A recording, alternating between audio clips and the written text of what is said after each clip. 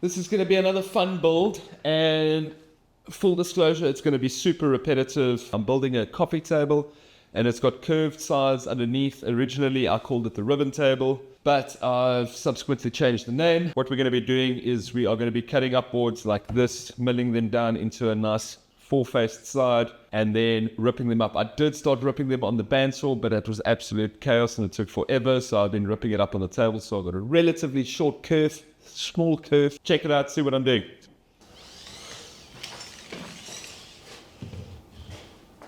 So I've just explained that I'm going to be doing laminate bending, and let me tell you why.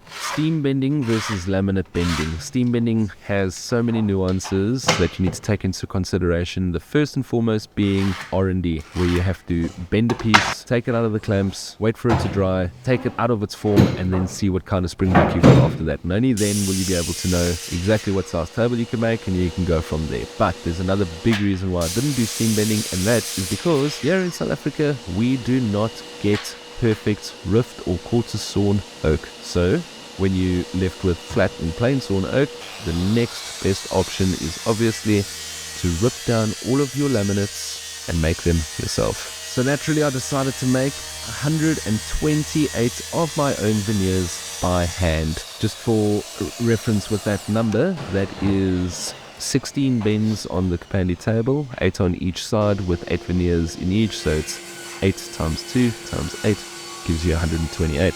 And just to add spice onto that, this needs to go through the thicknesser a billion times to try and get them down to thickness of about 2.3 millimeters. So when you are running a veneer strip through a thicknesser with a helical head like I was, you get down to about 5 or 6 different passes, and only then will you start noticing that the wood does not like to be thicknessed at such a thin scale with a helical head powerful machine, and it starts ripping out, and then guess what, you get to do it all again to try and make up for those veneers.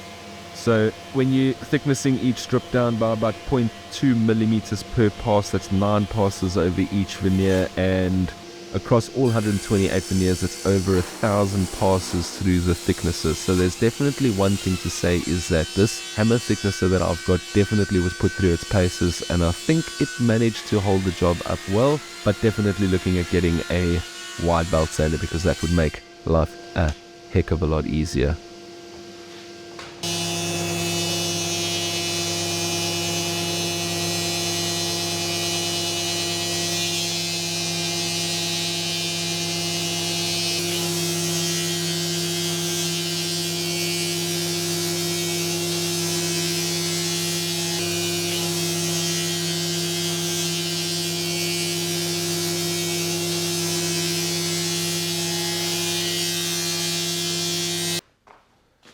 So, I mean, very rudimentary, literally just a block of wood that I clamp this down in the basic shape and leave it overnight, just so it takes a little bit of tension out of this wood here, just so when I force it into that there, it's slightly easier to bend. You can see it's got a little bit of flex on it, it's got a little bit of bend on it, so it makes it ever so slightly easier for the next stage, which is obviously gluing it now and then getting it into the clamp. So this just makes it slightly easier, gives a little bit of a pre-bend, I don't have to force it as much and worry about splitting.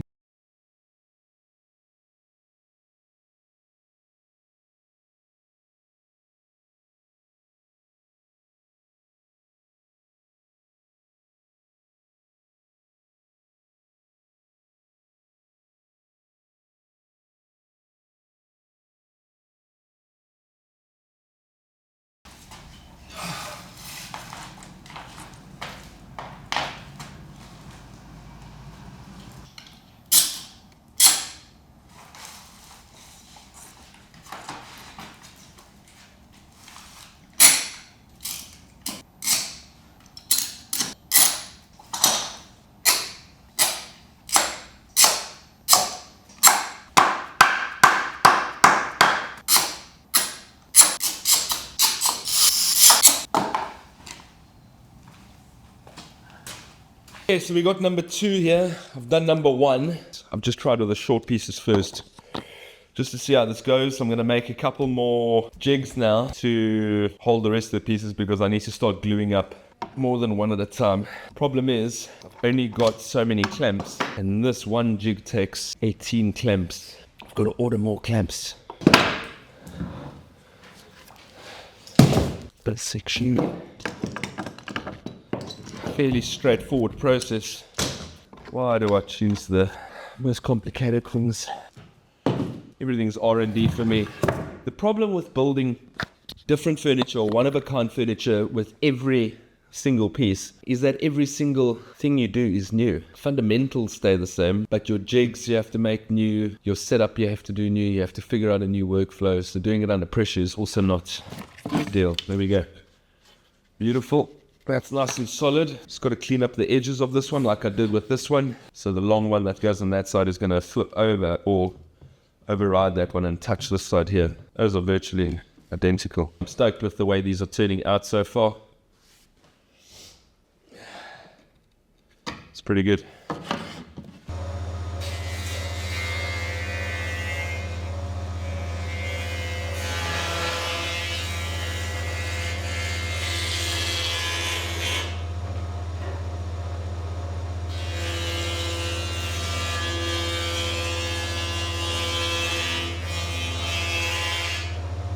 So the story is not done yet with these veneers. So every time you take it out of the form, obviously you've got edges that are jagged, that are not lined up. You can hammer them into place as best as you can, but they're not always going to line up. So you got to leave a little extra room on each side for cleaning up, and you take it through the edge planer once or a couple of times on one side, just to try and get a nice square edge running down the other, and then you're going to run it through the table saw. Now, I know this looks dangerous. I've done this many times. I'm fairly confident in doing this. It's obviously not to say that things can't go wrong, and a saw stop would probably be super helpful at this point.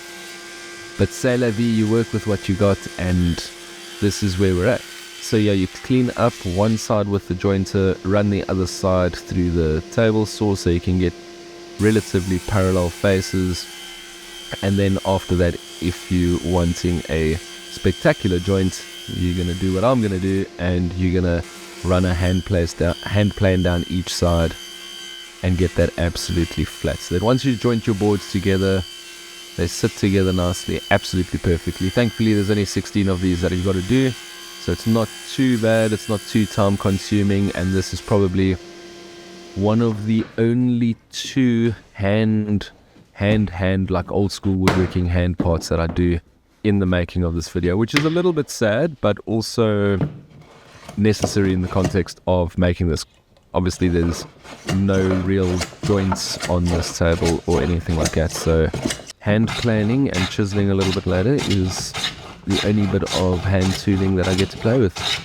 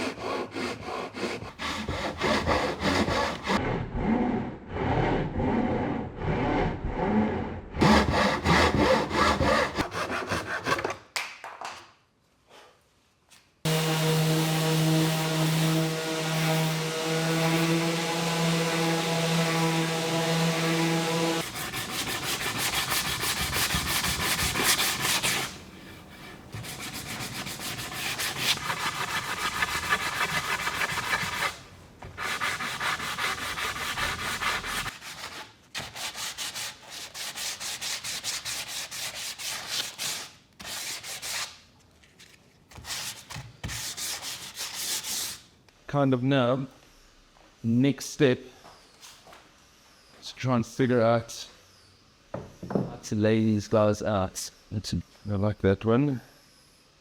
That's E. So that's E.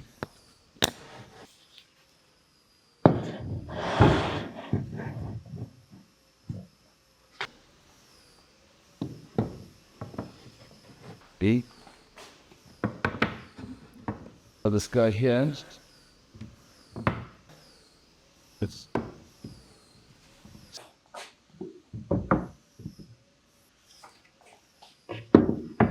This is the one I just randomly marked up, just past it.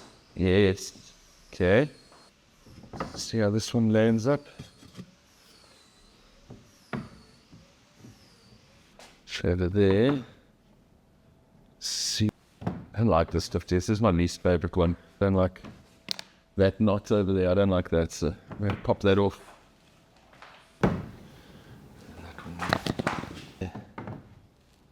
Okay, I can make this one slightly shorter as well, I think. I love it.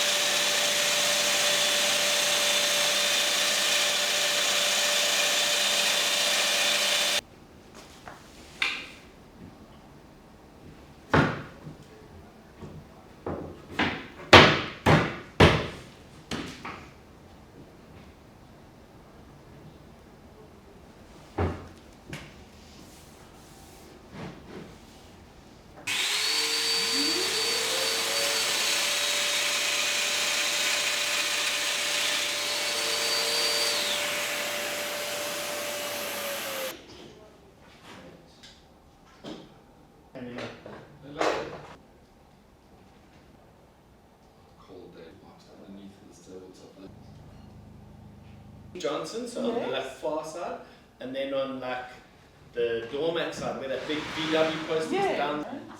Which is cool. It is owner run, so they're very sticky on that. You can't just Such a good sign. that means it's moving. Well, it means it's all touching. Alright, that's that done for the day.